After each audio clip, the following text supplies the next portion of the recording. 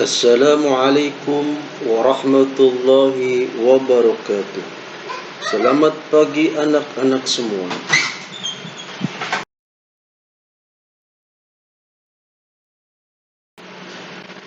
Apa kabar anak-anak yang soleh dan soleha? Semoga semuanya dalam keadaan sehat. Amin ya rabbal alamin. Baik anak-anak, sebelum kita mulai pelajaran pada hari ini, mari kita berdoa terlebih dahulu. Sama kita berdoa. Rabbi shrahli sadri wa yassirli amri wahlul 'uqdatam min lisani yafqahu qawli.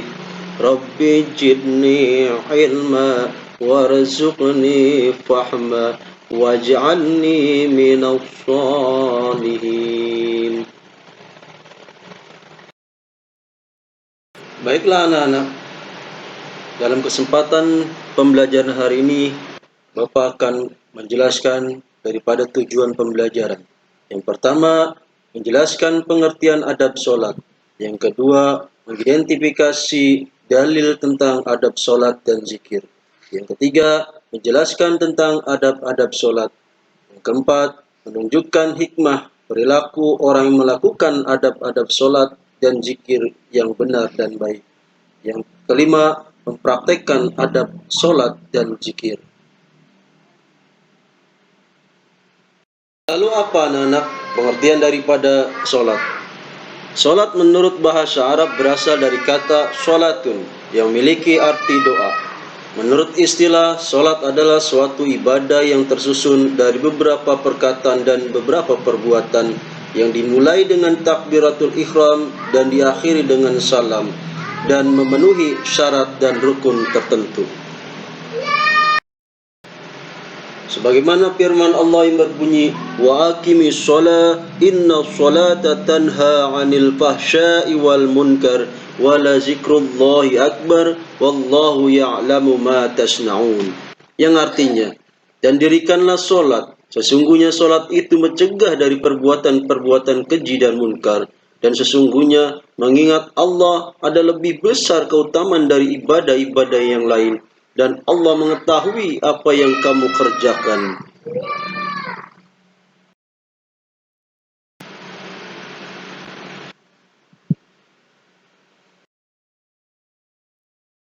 Di sini kita akan menjelaskan daripada adab-adab sholat. Yang pertama khusyuk. Yang kedua dilakukan dengan penuh ikhlas, niat beribadah hanya karena Allah, menghindarkan diri dari sifat pamer atau biar dilihat orang. Yang ketiga, tubuh dalam keadaan bersih, memakai pakaian yang bersih dan rapi, serta memakai penutup kepala bagi laki-laki. Dan yang keempat, memakai minyak wangi. Selanjutnya yang kelima, menjaga waktu sholat dan batas-batasnya.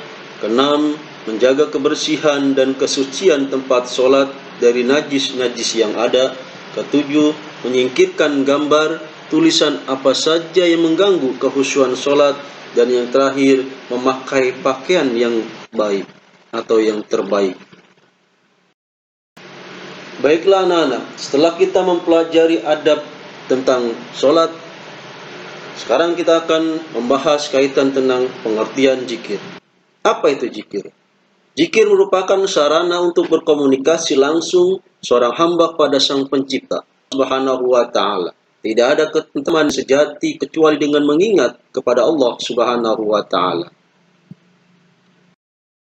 Sebagaimana firman Allah Subhanahu wa Ta'ala yang berbunyi, ya ayyuhallazina amanu zkurullaha zikran katsira, yang artinya, hai orang-orang yang beriman, berzikirlah dengan menyebut nama Allah, zikir yang sebanyak-banyaknya.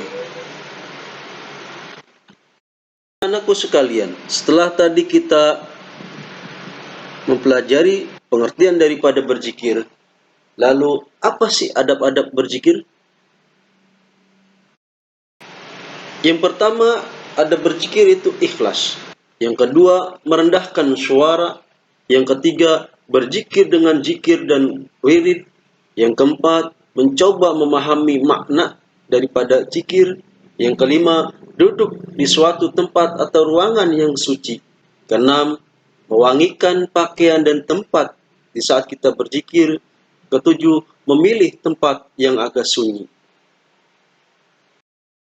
Anak-anak sekalian, untuk bacaan zikir yang dianjurkan, dilafalkan dan dibaca sesudah menyelesaikan sholat. Yang pertama, lafaz istighfar. Lanjut, pembacaan tahlil, kemudian membaca tasbih, membaca hamdalah, dan membaca takbir.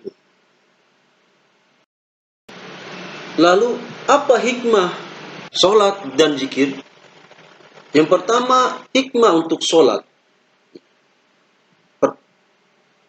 yaitu mendidik disiplin dan menghargai waktu, menjadikan hati tenang karena sholat merupakan hubungan antara hamba dengan penciptanya.